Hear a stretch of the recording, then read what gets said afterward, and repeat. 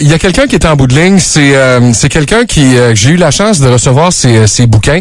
Elle s'appelle Jocelyne Bellin. Elle est là. Bonjour Jocelyne. Bonjour Martin. Comment ça va? Bonjour Jocelyne. Ça va bien. Bonjour, hey, on a une sommelière, une auteure. On est donc bien culturés dans ce show-là. Moi, je me peux plus. Je comprends pas. Écoute, je viens de tasser mon coke diète pour prendre du vin. Ça se peut même pas. Jocelyne, le 3e tome est sorti, mais je veux qu'on parle des 2 premiers. T'es une fille de l'Outaouais, je me trompe pas, là? Oui, c'est ça. Oui. Raconte-moi un peu ton histoire, pas de tes livres, mais de toi. T'es une fille de l'Outaouais, t'es née où précisément? Je suis née à Cantley.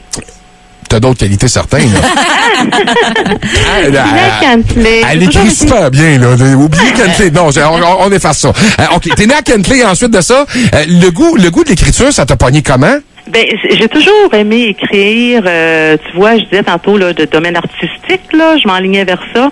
J'ai fait une carrière dans le domaine artistique, donc je chantais, je jouais de la musique, oh, wow.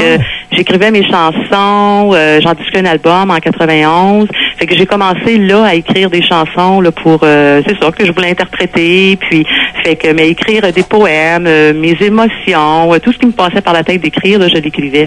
Quand j'étais Qu'est-ce que ça veut dire, Jolie? Mais là, le phénomène, je parle du phénomène parce que c'est un tome 3. C'est rare qu'on voit ça dans le monde de l'édition.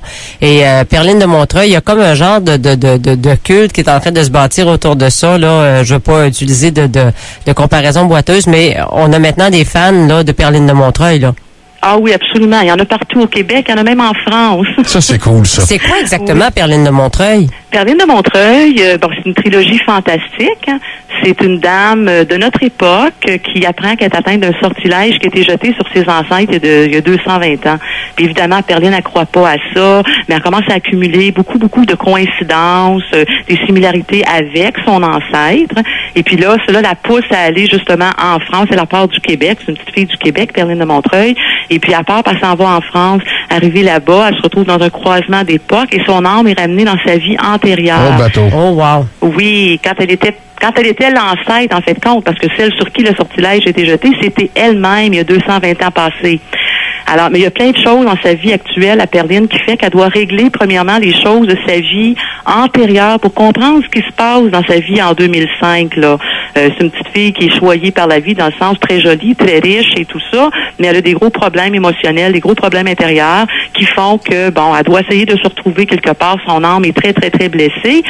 Et, le sortilège, en fin de compte, la menace toujours en 2005, puis Perline doit essayer de retrouver en 1785 dans son retour antérieur. Ça t'a-tu demandé beaucoup de recherches, Jocelyne? Pardon? Ça t'a-tu demandé beaucoup de recherches?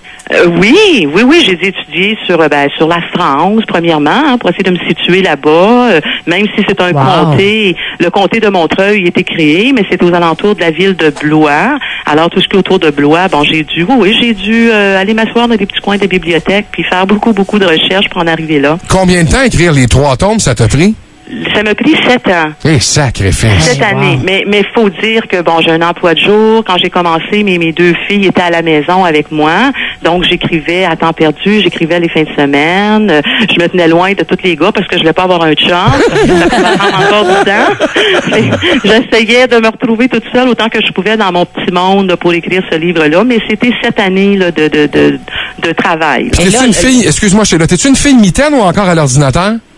Non, c'est à l'ordinateur. OK. Parce qu'il y en a oui, on parle de 1200 quelques pages. Sacrifice de Colline. Et là, quand on réussit à faire paraître 3 tomes d'un livre, c'est parce qu'on en a vendu quelques-uns, là? Ah oui. Le premier s'est très bien vendu. Alors, on a continué avec le 2e et le 3e. Puis, wow. Les gens attendent, les gens qui ont lu les 3 tomes déjà, il vient de sortir en mars. Et j'ai mon petit fan club de Perline sur Facebook. Alors, les gens viennent m'écrire, c'était magnifique, là, mais on veut d'autres choses, là. Fait que je suis en train d'écrire une autre histoire. Ça sera pas une trilogie, mais je suis en train d'écrire un autre roman fantastique qui va être publié au début de l'année 2011. Tes livres s'adressent à qui? C'est-tu aux femmes? C'est-tu aux hommes? C'est-tu aux enfants? Ça s'adresse à qui? Ça s'adresse, moi, je dirais, à partir de l'adolescence, autant les hommes que les femmes, parce que les commentaires que je reçois des hommes sont aussi positifs que les femmes.